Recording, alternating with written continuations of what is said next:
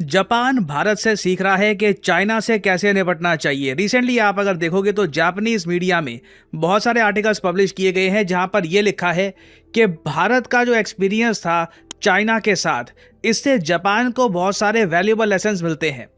Japanese media ये कह रहा है कि भारत के सामने चाइना ने बहुत ज़्यादा चैलेंजेस खड़े किए, अपनी मिलिट्री डिप्लॉय कर दी।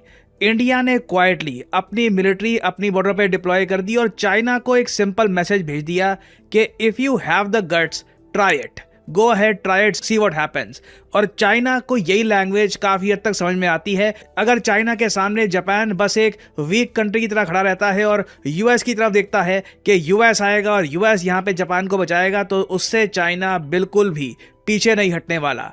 जापानीज जियोपॉलिटिकल एनालिस्ट ये कह रहे हैं कि भारत जिस तरीके से चाइना के सामने खड़ा रहा था, उसी तरीके से जापान को भी खुद के डिफेंस पर भरोसा दिखाकर चाइना को चुनौती देनी होगी।